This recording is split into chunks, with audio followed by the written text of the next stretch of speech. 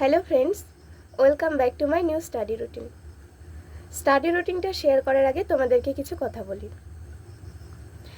আমরা একটা কথা বলো তো, আমরা সবসময় ভাবি না যে আমাদের নিজেদেরকে বাদ দিয়ে বাকি সবাই কত স্ট্রং, কত পারফেক্ট, ওরা কত কিছু পারে। আমরা কি করি? আমরা আমাদের প্রায়োরিটি লিস্টে আমাদের নিজেদেরকে সবচেয়ে পেছনে রাখি।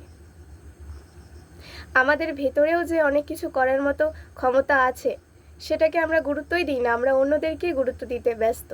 আমাদের মধ্যে যে শক্তি বা অনেক কিছু করার মতো ক্ষমতা আছে সেগুলোর সঙ্গে আমরা পরিচিতই হতে পারি না। কিন্তু এমনটা করলে হবে না। আমাদেরকে কি করতে হবে?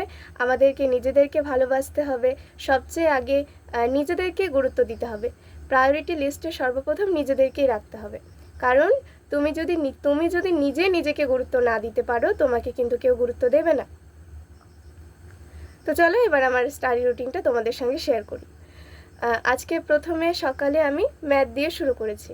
6টা থেকে 8টা পর্যন্ত 2 ঘন্টা আমি ম্যাথের পার্সেন্টেজ চ্যাপ্টারটা থেকে কয়েকটা কনসেপ্ট দেখেছি, বুঝেছি 2 ঘন্টা।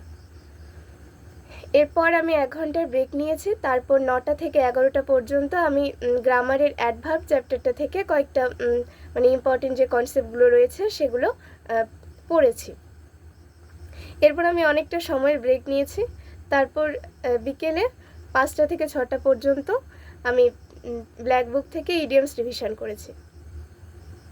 আর রাত্রে লুসেন্টের জিকে বইটা পড়েছি। লুসেন্টের জিকে বই থেকে আমি হিউম্যান ইভ্যালুয়েশন সম্পর্কে পড়েছি, আর এর সঙ্গে পুরনো পড়া কিছু রিভিশন করেছি। তারপর নাম্বার অফ সিস্টেম চ্যাপ্টারটা থেকে কয়েকটা ম্যাথ সলভ করেছি।